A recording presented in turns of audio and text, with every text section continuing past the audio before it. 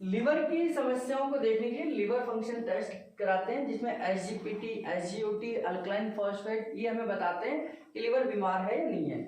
इसकी position liver fatty है, liver enlarge हो गया है, इसकी फिजिकल पोजीशन को देखने के लिए हम सोनोग्राफी कराते हैं। ऐसे ही थायराइड के लिए, थायराइड की समस्या, किसी को वेट कम हो रहा है, वेट ज्यादा हो रहा है, किसी का लगातार कम बढ़ती हो रहा है, मोटापा हो रहा है ना, ड्राई स्किन हो रही है, मोटी जीभ हो रही है, पतली जीभ हो रही है, तो ऐसे कभी सिम्टम्स अगर आपको नजर आए, तो जब आपको लगे कि थायराइड से रिलेटेड सिम्टम्स आ रहे हैं, तो हम उसका क्या करेंगे, थायराइड प्रोफाइल करा लेंगे। तो थायराइड प्रोफाइल से हमें पता लग जाएगा कि इसका T3, T4 और TSH कैसा चल रहा है। T3, T4 इसके बेसिक केमिकल है और थायराइड को स्टिमुलेट करने वाला TSH है। तो तीनों की जानकारी दे देता है कि थायराइड हमारा ठीक है या नहीं है। ब्लड इन्फेक्शन, यानी कि बुखार हो गया आपको, है ना, और आपको चेक कराना कि ब्लड में सारी चीजें ठीक है या नहीं है, तो हमें CBC कराना है, complete blood count.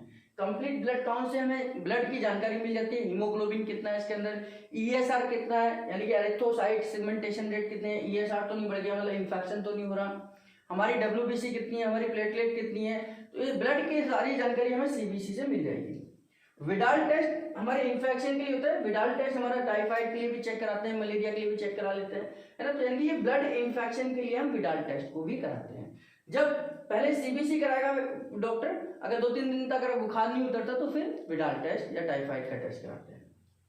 Blood allergy, यानी कि अगर बॉडी में आपके एलर्जी है, किसी चीज को खाने के बाद आपकी एलर्जी हो जाती है, तो उसके लिए आपको ESR कराएगा, यानी कि ये इन्फेक्शन को बताएगा, और CPR आपको बताएगा प्रोटीन के प्रति उसका रिएक्शन कैसा है ब्लड का। तो इससे अगर प्रोटीन के प्रति उसका रिएक्शन कैसा है, इससे हमें ब्लड एलर्जी के बारे में पता लग जाएगा। अगर ये बढ़ा हुआ आ रहा है, ये बढ़ा हुआ आ रहा है, तो यानी कि आपकी बॉडी के अंदर एलर्जी है, मतलब वो एलर्जी है, किसी भी चीज से एलर्जी है। फिर उसके लिए अलग से IgE टेस्ट होगा, वो पर्टिकुलर बताएगा कि किस चीज से एलर्जी है आपको। इसी प्रकार शुगर की जानकारी के लिए, यानी डायबिटीज है, तो डायबिटीज की जानकारी के लिए 2-3 चीज हम चेक करते हैं। शुगर फास्टिंग चेक करते हैं, यानी कि खाना खाने से पहले आपकी कितनी शुगर रहती है। फास्टिंग का मतलब 8 से 10 घंटे की फास्टिंग कितनी है। रात को आपने खाना खाया, 8 से 10 घंटे हो गए, उस समय आपकी शुगर लेवल कितनी है, उसको बोलते हैं शुगर फास्टिंग।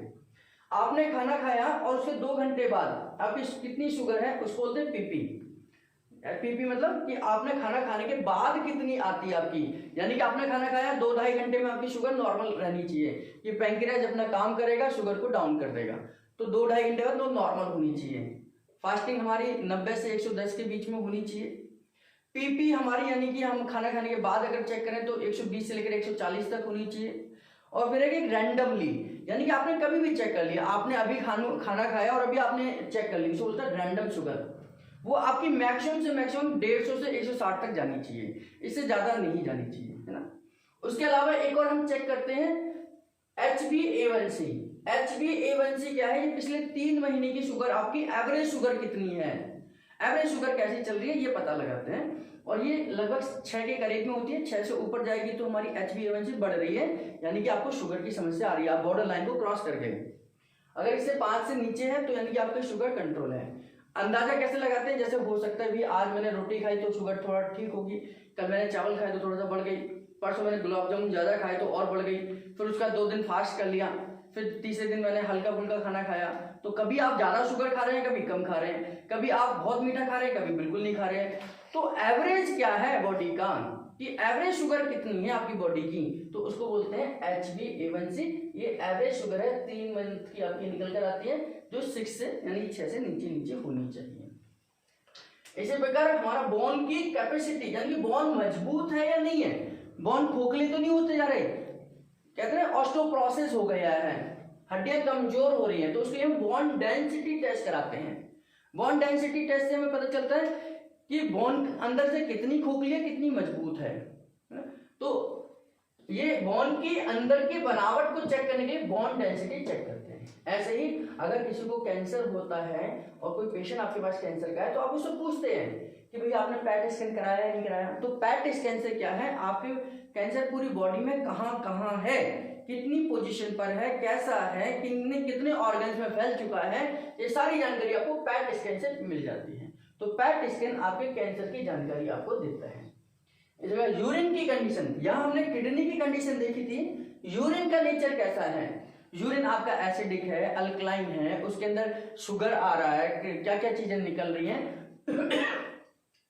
तो दो चीजों से हम यूरिन एनालिसिस करते हैं, एक होता है यूरिन कल्चर, एक होता है यूरिन रूटीन। यानी कि यूरिन रूटीन का चेकअप तो आपको 24 घंटे में रिजल्ट आ जाता है, और यूरिन कल्चर के लिए वो 2-3 दिन के लिए आपके यूरिन के सैंपल को रखते हैं और उसको कल्चर कराते हैं, उसको वेट करते हैं कि इसमें कितना इन्फेक्शन, कितना फंगस, कितना क्या क्या आएगा। तो पस सेल्स आ रहे हैं क्या, आपके स्पर्म आपके यूरिन में आ रहे हैं क्या, ये सब जानकारी हमें यूरिन एनालिसिस में मिल जाएगी। इसी प्रकार फीमेल में सबसे ज्यादा जो कैंसर पाता है वो ब्रेस्ट का कैंसर होता है। तो ब्रेस्ट के कैंसर को डायग्नोस करने के लिए हम मेमोग्राफी कराते हैं। इस मेमोग्राफी से पता लग जाता है कि ब्रेस्ट के अंदर कोई गांठ है कि नहीं है। गांठ है तो वो कैंसरस है या नॉन कैंसरस है, डरने वाली गांठ है या नहीं, हमें घबराहट होनी चाहिए नहीं होनी चाहिए, तो ये मेमोग्राफी से पता लग जाएगा कि कैंसरस गांठ है या नॉन कैंसरस है ना।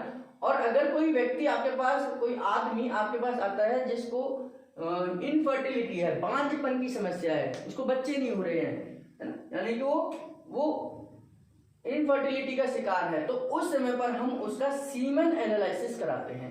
सीमन एनालिसिस से उसके स्पर्म को लिया जाता है और स्पर्म के अंदर उसके स्पर्म की क्वालिटी कैसी है।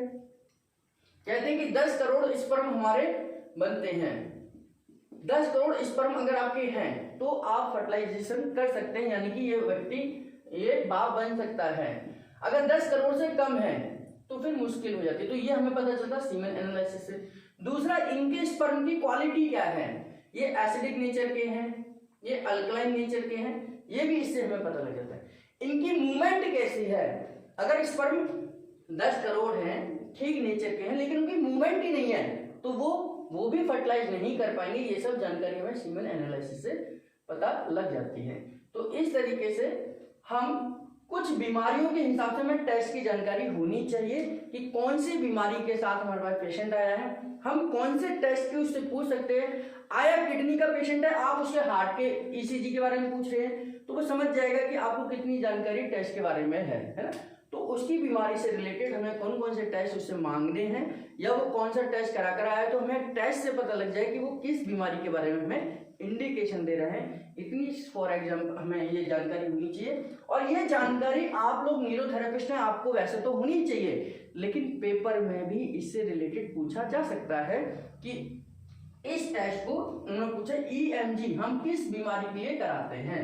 तो EMG हमारे को पता होना चाहिए कि मसल्स की स्ट्रेंथनिंग के लिए, मसल से रिलेटेड प्रॉब्लम के लिए हम EMG कराते हैं। तो इस तरीके से इसको हमें समझ आना चाहिए। धन्यवाद।